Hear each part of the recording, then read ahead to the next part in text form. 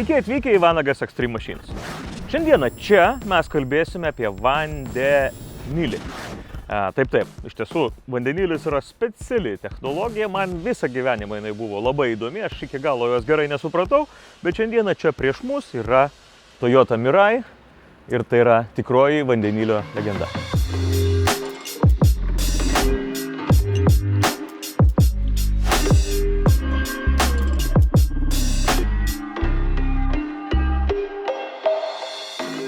Jūs chemikai? Aš ne. Tai kas yra vandenilis? Iš esmės, tai yra pirmasis elementas periodinėje lentelėje. Atsimenat, mokykloje mokėmės, tai yra pats pirmasis. Tai yra bespalvės, bekvapės ir labai degios dujos, kurių molekulė sudaro du atomai, H2.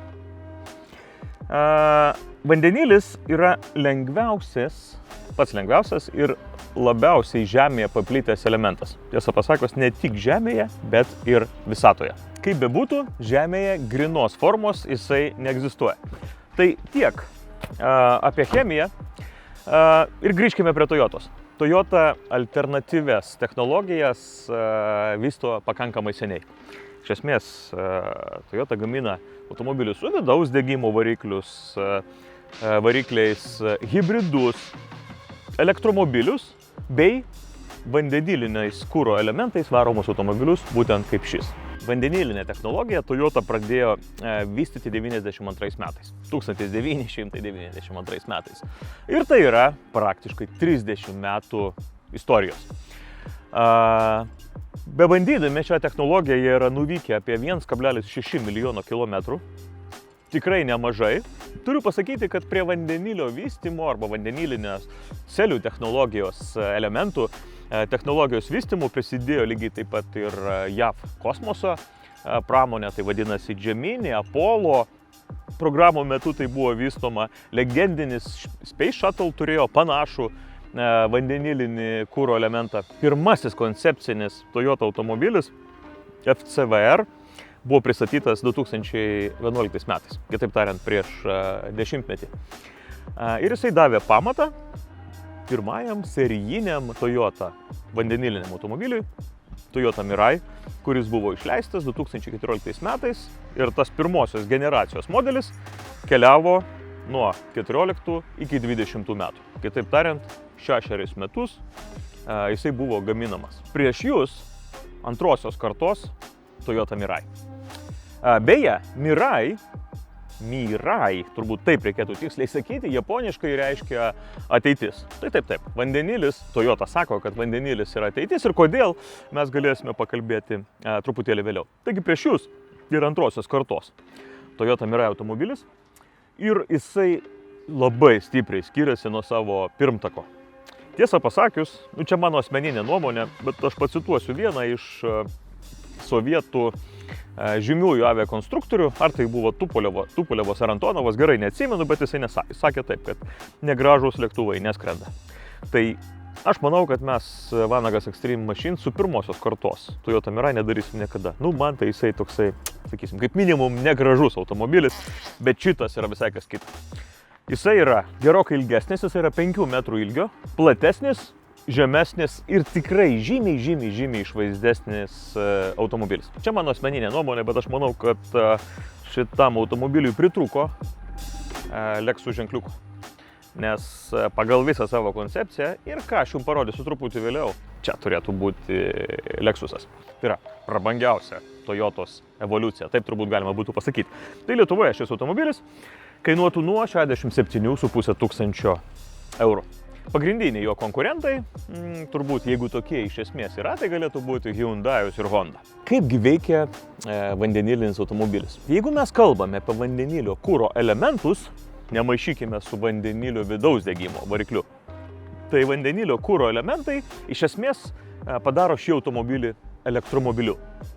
Taip, tai yra elektromobilis, tiesiog elektros energija gaminama vandenilio ir deguonies tam tikros sąjungos metu. Ir tos reakcijos metu atsiranda elektros energija ir ta elektros energija varo šį automobilį. Tai tam tikra prasme šis automobilis yra elektromobilis. Tiesiog energija yra gaminama vandenilio pagalba. Ir šis automobilis nuo elektromobilio pagrinde skiriasi tuo, ir čia yra šitos technologijos pats didžiausias pranašumas, kad šis automobilis gali būti gerokai lengvesnis, nes jam nereikia vežtis labai didelio kiekio baterijų, kurios yra reikalingos nuvažiuoti ilgą atstumą. Kitas dalykas, iki šiol akumuliatoriai kraunasi tikrai pakankamai ilgai arba stipriai per ilgai. Tai vandenilinis automobilis užsipildo labai greitai. Didžiausias kuriozas visame Pabaltyje, arba kitaip tariant, Lietuvoje, Latvijoje ir Estijoje, kad yra tik tai viena vandenilio degalinė visose trijose šalyse. Ir jinai yra Rygoje. Per vidurį, bet, sakykime taip, tai yra tikrai tai, kas labiausiai stabdo vandenilinių automobilių plėtrą Lietuvoje. Ir čia reikėtų pamastyti turbūt ne tik verslui, bet ir valdžios žmonėms, kurie yra tam, kad galvotų, kaip naujos technologijos gali atsirasti Lietuvoje. Taip kad tikrai atkreipkite dėmesį. Aš paskui daugiau papasakosiu apie šį automobilį, bet nuoširdžiai man šita technologija labai patinka. Šiek tiek papasakosiu, kaip veikia technologija, turbūt šiek tiek plačiau. Štai čia po variklio dangčio yra kuro elementas. Būtent tas kuro elementas, į kurį atkeliaujantis vandenilis sąjungoje su deguonimi, kuris yra ore, gamina elektros energiją. Tas vandenilis atkeliauja iš 3 suspausto oro bakų, turbūt taip juos galima būtų pavadinti, kurių vienas yra per automobilio vidurį, antras yra po sėdynę ir trečiasis yra už galinės automobilio ašies. Papildomai, grubiai, už galinės sėdynės yra baterija. Ir ta baterija, arba akumuliatorius, šį automobilį daro tuo pačiu ir hibridu. Kitaip tariant, jisai gali važiuoti elektros energiją, kuri yra sukaupta akumuliatorium, ir tuo metu vandenilio elementas neveikia. Kada jam reikia daugiau jėgos, reikia daugiau elektros energijos, tuo metu įsijungia ir kuro elementas. Tai kitaip tariant, tai yra hibridinis vandenilinis automobilis. Taigi, vandenilis, kuro elementas, akumuliatorius ir variklis, kuris varo ratus, yra galinė automobilio dalyje. Ir būtent galiniai ir yra varantieji Toyota Mirai ratai.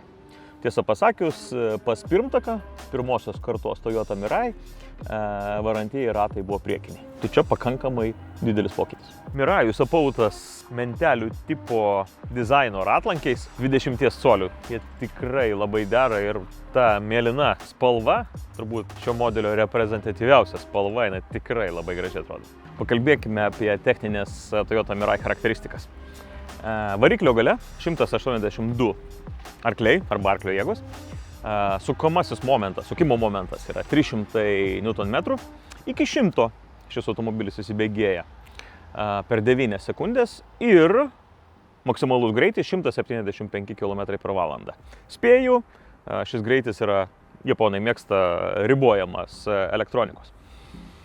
Kai mes kalbame apie variklio galią ir būtent 182 arklius, tai neskamba kaip labai daug, bet reikia nepamiršti, kad elektriniai varikliai jie turi vieną labai didelį privalumą.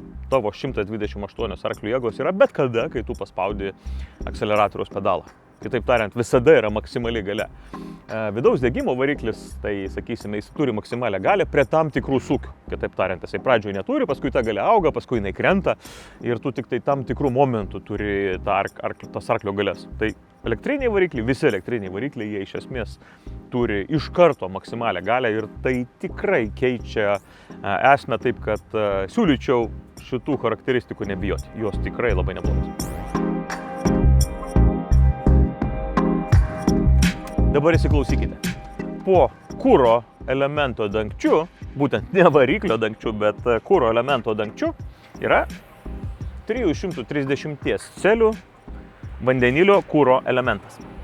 Norint nuvažiuoti 100 km, šis kuro elementas naudoja 800 gramų vandenilio. Tik 800 gramų. Šios jėgainės pajėgumas yra matuojamas galios tankio dydžiui. kitaip tariant, žymimas jisai yra kilovatais litrui. Tai ši jėgainė turi 5,4 kW litrui. Jinai yra mažesnė, bet jinai yra 20% pajėgesnė negu prieš tai buvęs Toyota Mirai, kurio galia buvo 4,4 kW litrų. Kitaip tariant, mes matome, kad technologija gali mažėti, lengvėti ir labai stipriai didėti jos pajėgumas. Vandeniliui pripildyti yra labai specialūs degalų bakai. Jų bendra talpa yra 142 litrai. Į tuos 142 litrus su ypatingai dideliu slėgiu, kitaip tariant, net 700 barų slėgiu, yra supučiama 5,6 kg vandenilio. Pamenat, vandenilis yra pats lengviausias elementas visatoje. Dėl to į tokį didelį litrų kiekį sulenda tiek mažai kilogramų. Su šitais beveik 6 kg vandenilio šis automobilis gali nuvažiuoti 650 km. Tai yra tikrai pakankamai nemažai. Šiuo metu yra dirbama ties technologija ir labai gali būti, kad labai artimų metu naujo Mirajaus degalų bakai galės būti net ir 1000 barų slėgyje. Kitaip tariant, į juos bus galima sukišti dar daugiau vandenilio, vadinasi, automobilis galės nuvažiuoti dar toliau. Čia yra šios technologijos privalumas. Taigi, degalų bakas. Paspaudžiu mygtuką. Priekinė konsolė, atsidaro degalų bakas. Ir čia mes turime štai tokį specialų, panašų turbūt į dujinės įrangos pildimo antgalį. Tik tai reikia nepamiršti, kad čia yra šiuo antgaliu yra užpildomas ypatingai didelių slėgių vandenilis ir jisai yra tikrai labai preciziškas. Mirai bagažinė. Čia daiktų pridėta. Ponios ir ponai, Mirai bagažinė. 321 litro talpos. Tiesą pasakius, esu matęs didesnių bagažinių ir mažylis arba vidutinės klasės Toyota Corolla bagažinė yra didesnė. Bet aišku, čia yra degalų bakai ir akumuliatoriaus baterijos, taip kad suprantama, kodėl jinai nėra per erdvi. Bičiuliai, skelbimai. Visų pirma, jeigu kažkas turite labai unikalų automobilio modelį, parašykite man Facebook'e arba Instagram'e, arba galbūt komentaruose čia YouTube'e ir aš tikrai lauksiu, ką jūs galite pasiūlyti. Antrasis, kai jūs žiūrite YouTube'ą, aš dažniausiai darau taip. Jeigu matau, kad turim pakankamai mažai laiko, o turinys, kurį žiūriu, yra pakankamai įdomus, galima paimti ir pagreitinti mano kalbėjimą arba bet kurio kito individo kalbėjimą. Galima padaryti greitį 1,2,5 arba 1,5 karto greičiau. Žiūrėkite, aš taip dažniausiai žiūriu YouTube'ą. Matau, kad nuo naujo tipo techninių subtilybių jums tikrai jau pradeda skaudėti galvą. Man irgi tai nėra labai paprasta. Tuomet paskutinis faktas, prieš einant kalbėti apie tai, kaip veikia šis automobilis ir dar keletą kitų smagių dalykų, tai jisai sveria 1950 kg. Kitaip tariant, beveik 2 tonas. Aš turbūt nesuklysiu, bet išoriškai, tiek ir viduje tai yra pats prabangiausias Toyota modelis. Tiesą pasakius, po pirmosios kartos Toyota Mirai, Toyota savo pasakė, mes norim sukurti tokį automobilį, su kurį vairuodamas vairuotojas džiaugtųsi. Tai iš išorės jiems tai tikrai pavyko. Tai yra tikrai limuzino klasės automobilis, kuris, mano gilių įsitikinimu, yra netgi gerokai geresnis negu Toyota flagmanas, Toyota Camry. Gerai įsižiūrėkite šitas dailės liniją. Man šis automobilis tikrai primena Lexus LS. Esu tikras, čia yra ta Lexus platforma.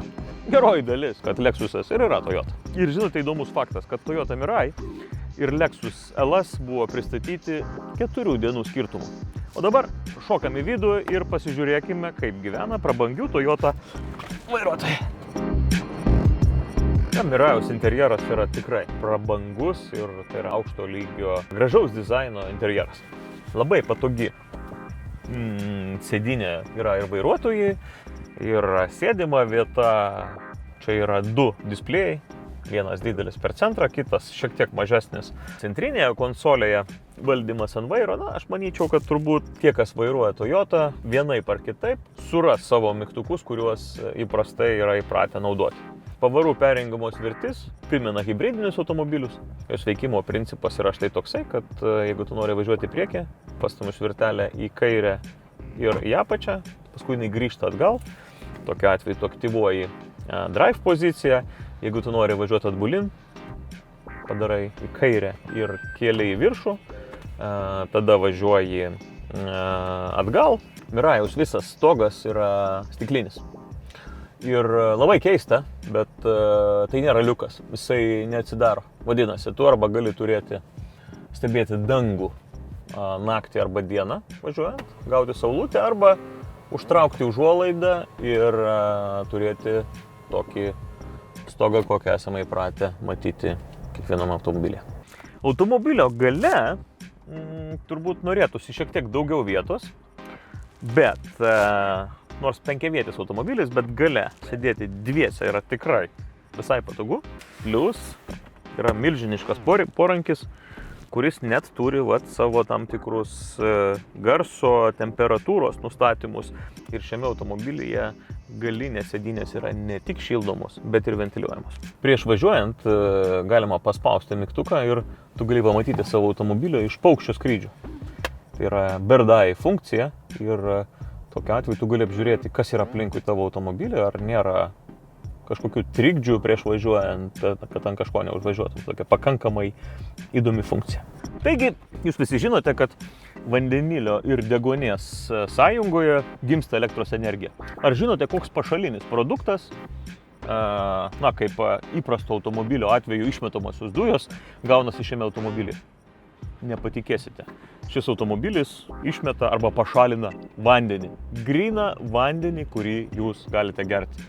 Štai čia yra H2 mygtukas ir paspaudžius tą mygtuką automobilis, toksai, kaip pasakyti, po galiniu ratu išpila vandenį.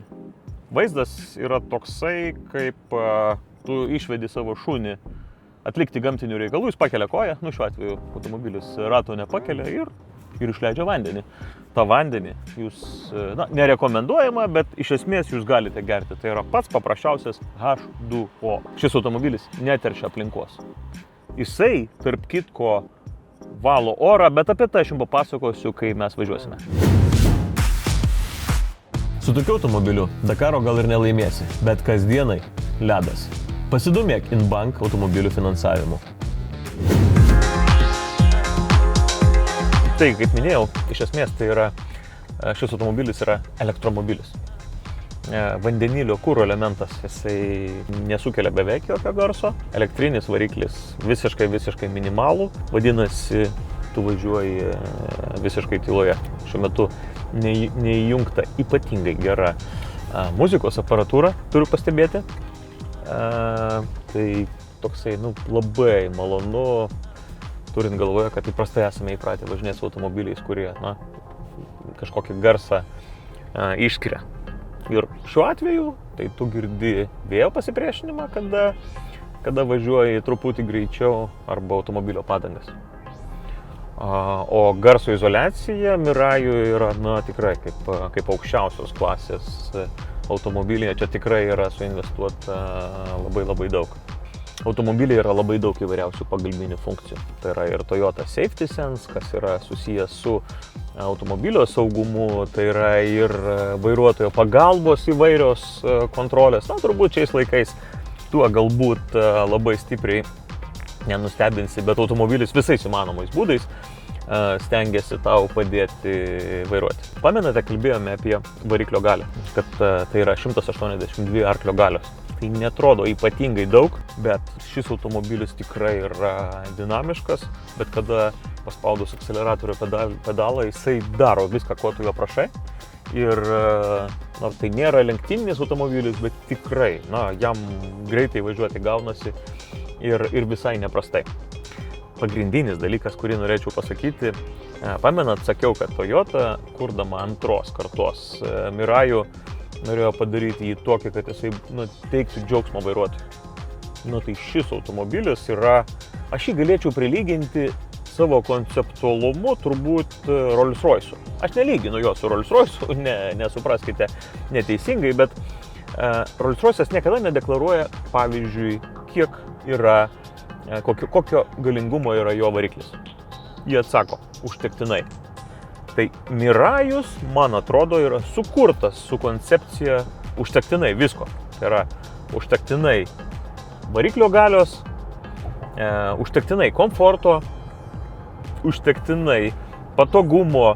Tikrai, važiuoji su šiuo automobiliu ir tau visiškai nieko netrūksta. Aš nesu didelis sedanų mylėtojas, arba hatchbacko, kaip čia galima būtų pavadinti šį automobilį. Man daugiau patinka turbūt visureigiai, bet aš esu su juo dabar nuvažiavęs turbūt apie 100 km ir jisai man džiugina kiekvieną mielą akimirką. Jisai neturi nieko kažko ten super specialaus, bet visas bendras balansas yra visiškai padarytas vairuotojų ir keleiviams.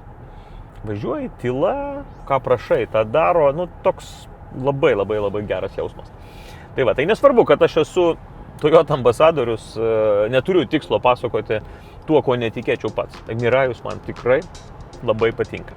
Tarp kitko, posūkių mirksėjimas šiame automobilyje man primena mechaninio laikrodžio tiksėjimą. Paklausykit. Klik, klik, klik, klik. Tai va, ką dar norėjau papasakoti. Šis automobilis, be to, kad išmeta arba pašalina geriamą vandenį, arba tiesiog H2O vandenį, nes jis neteršia aplinkos, jis turi specialią funkciją, jis valo orą. Įsivaizduokit, ar ne? Čia yra toksai specialus monitorius ir jis rašo Air Purification. Vadinasi, kuo aš labiau akceleruoju arba kuo daugiau vandenilio sunaudoju, tai tuo daugiau oro paimto iš lauko pereina pro specialų filtrą ir tas oras yra išvalomas. Ir jisai keliauja dar labiau, jisai išeina į orą dar švaresnis per specialią filtravimo sistemą. Kitaip tariant, šitas indikatorius rodo, kiek tūkstančių litrų per minutę oro yra išvaloma papildomai. Ir šį Mirajų mes atsivežėm iki velomaratoną ir įsivaizduokite tokį dalyką, kad jisai dirbs velomaratone, paskui jį važiuos dviratininkai ir aš pats pakankamai nemažai bėgioju. Ir žinau, kad kai tu bėgi Vingio parke ir jeigu ten išbėgi į tą dalį, kur važiuoja automobiliai, pravažiuoja koks nors senesnis automobilis ir tau tiesiog smirda, nemalonu, gaidys visiškas. Tai su Mirajom, tu gali nebent papilti truputėlį vandens ir išvalyti iš galo bėgantiems orą. Nuostabu. Kaip minėjau, čia nedemonstruosiu, bet tikrai automobilis turi labai gerą JBL garso sistemą. Toyota pasistengė ir tiesą pasakius moka padaryti, kad muzika skambėtų geriau. Ko man turbūt trūktų, garso valdymas yra arba ant vairo, arba čia priekiniai konsoliai. Ir man atrodo, kad daryti garso valdymą mygtukais nėra labai gera mintis, nes visgi patogiau garsą ir man atrodo tą suprato jau beveik visi automobilių gamintojai. Tiesą pasakius, ir Toyota visuose modeliuose naujose jau turi ratuką, kuriuo keiti garsą. Nežinau, kodėl Mirajų norėjo išskirti, nors tai yra visiškai naujas modelis, bet tai yra mygtukai. Turbūt galėčiau daug čia visko pasakoti, bet šis automobilis kelia tikrai labai geras emocijas ir vairuotojų jame būti norisi. Vairuojant šį automobilį gali pasirinkti nustatymus, kitaip tariant, gali būti arba normalus, standartinis režimas, arba sportinis režimas. Beje, sportiniam režimui šiek tiek prideda muzikos aparatūrą, garso, kad atsirastų liktai kaip vidaus degimo variklio koksai garsas arba eko režimas. Juo tu važiuoji ypatingai taupiai.